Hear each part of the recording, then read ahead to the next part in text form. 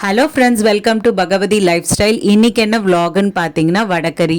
So எங்கள் வீட்டில் breakfast வந்து இன்றைக்கி வடக்கறி. ஸோ அது எப்படி நாங்கள் எங்கள் ஸ்டைலில் ப்ரிப்பேர் பண்ணுறோம் அப்படின்றது தான் விலாகே. ஸோ வாங்க வீடியோக்குள்ளே போகலாம். இதுக்கு தேவையான பொருட்கள், நான் வந்து 100 கிராம் கடலைப்பருப்பு ஊற வச்சுருக்கேன். ஸோ அது வந்து ஒரு 1 ஹவர் இல்லைனா 1.5 ஹவர் ஊறினா போதும். ஸோ அதுக்கு மேலே தேவையில்லை. அதை வந்து மிக்சியில் ஒரே ஒரு காஞ்ச மிளகாய், கொஞ்சம் சோம்பு போட்டு ஒரு கொரகொரன்ற பதத்தில் நம்ம அரைச்சி எடுத்து விழுதாக வச்சுக்கணும்.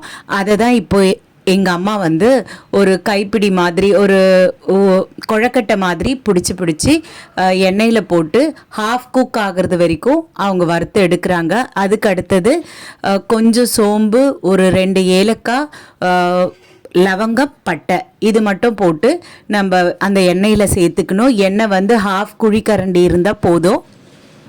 ஸோ இந்த ஸ்பைசஸ்லாம் சேர்த்துக்கின வாட்டி அதுக்கு அடுத்தது நான் ஒரே ஒரு வெங்காயம் தான் எடுத்திருக்கேன். ஏன்னா 100 கிராம் கடலைப்பருப்புக்கு எனக்கு இத்தனை உருண்டை வந்திருக்கு. ஸோ அதனால் ஒரே ஒரு வெங்காயம் போதுமானது. ஸோ அந்த வெங்காயத்தையும் அந்த ஸ்பைசஸில் சேர்த்துக்கிறேன்.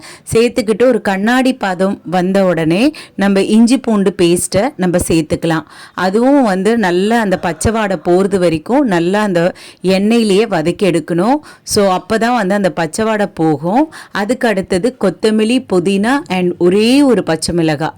ஸோ அந்த பச்சை மிளகாய் போட்டால் போதும். அதுக்கு நிறைய வேண்டாம். ஏன்னா நம்ம வந்து குழம்பு மிளகாத்தூளும் நம்ம சேர்க்கறதுனால ஒரு பச்சை மிளகாய் போதும். ஏன்னா 100 கிராம் கடலைப்பருப்புக்கு இதுவே போதுமானது. ஸோ இதில் வந்து நல்லா வதக்கி எடுக்கணும். அந்த பச்சை வாடை போகிறது வரைக்கும் வதக்கணும். அதுதான் வந்து ரொம்ப முக்கியமானது.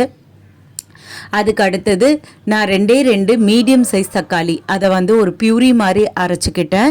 ஸோ அதையும் இதில் சேர்த்துக்கிட்டு கொஞ்சம் தேவையான உப்பு அதையும் சேர்த்துக்கிட்டு நல்லா கலந்த வாட்டி அந்த எண்ணெய் பிரிஞ்சு மேலே வர்றது வரைக்கும் நம்ம கலந்து விடணும். அதுக்கு அடுத்தது குழம்பு மிளகாத்தூள் நான் 1.5 டேபிள் ஸ்பூன் போட்டிருந்தேன்.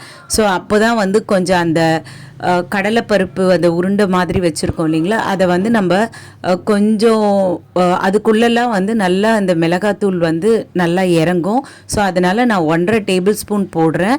ஸோ அப்போ தான் வந்து காரம் கொஞ்சம் தூக்கலாக இருக்கும், இல்லைனா ஒரு மாதிரி பிளெயினாக இருக்கிற மாதிரி இருக்கும். ஸோ தேவையான நெய் நான் வந்து 1/2 டீஸ்பூன் போதும். ஸோ நிறையெல்லாம் வேண்டாம், ஒரு மாதிரி ரொம்ப இருக்கிற மாதிரி இருக்கும். ஸோ அதனால் வந்து 1/2 டீஸ்பூன் போதும். நெய்யெல்லாம் போட்ட வாட்டி அந்த கடலைப்பருப்பு அரைச்சிருக்கோம் இல்லைங்களா, அந்த மிக்சியில் அந்த தண்ணி விட்டு அந்த கடலைப்பருப்பு அரைச்ச அந்த தண்ணியிலையே வந்து நம்ம இதை கலந்துக்கிட்டோன்னா, தண்ணியை வந்து இதில் கலந்துக்கிட்டோன்னா கொஞ்சம் வந்து ஒரு மாதிரி கெட்டியாக ஆகிற மாதிரி வரும். ஸோ ஒரு மாதிரி சூப்பராக ஒரு கன்சிஸ்டன்சி நமக்கு கிடைக்கும். அதுக்கு அடுத்தது அந்த உருண்டையாக இருக்குது இல்லைங்களா, அதெல்லாம் நல்லா ஸ்மாஷ் பண்ணி விடுங்க. அப்படியே உருண்டையை அப்படியே சேர்க்கக்கூடாது, அதை வந்து நல்லா கொஞ்சம் ஸ்மாஷ் பண்ணி விடுங்க. அதனால தான் நான் வந்து ஹாஃப் குக் பண்ணுறேன். ஸோ ஃபுல் குக் பண்ணால் அந்த டேஸ்ட்டே நமக்கு மாறிடும். ஸோ அதனால் ஹாஃப் குக் வந்து போதுமானது. ஸோ இதை வந்து நல்லா இதில் சேர்த்துக்கின வாட்டி நல்லா வந்து அந்த தண்ணி நம்ம விடுறோம் இல்லைங்களா, அதெல்லாம் நல்லா கொதித்து வரும் பொழுது இந்த ஸ்மாஷ் பண்ணி வச்சுருக்க கடலைப்பருப்பு உருண்டையை அதில் வந்து நம்ம சேர்த்துக்கணும். சேர்த்துக்கிட்டு நல்லா கிளறி விடணும். அப்போ தான் வந்து சூப்பராக இருக்கும். நான் முன்னவே வந்து இட்லியெல்லாம் ஊற்றி ரெடியாக வச்சுருக்கேன். ஸோ இட்லி பாருங்கள் எவ்வளோ ஸ்பாஞ்சியாக இருக்குது, சூப்பராக இருக்குங்க. இட்லி வடக்கறின்றது வந்து சரியான அட்டகாசமான காம்பினேஷன்.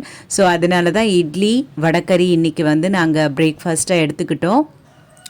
பாருங்கள், நல்லா வடக்கறி வந்து நல்லா சிம்மில் வச்சுடுங்க. சிம்மில் வச்சுட்டு எப்படியும் ஒரு 7 மினிட்ஸ் வந்து நம்ம நல்லா வந்து அதை கொதிக்க விடணும்.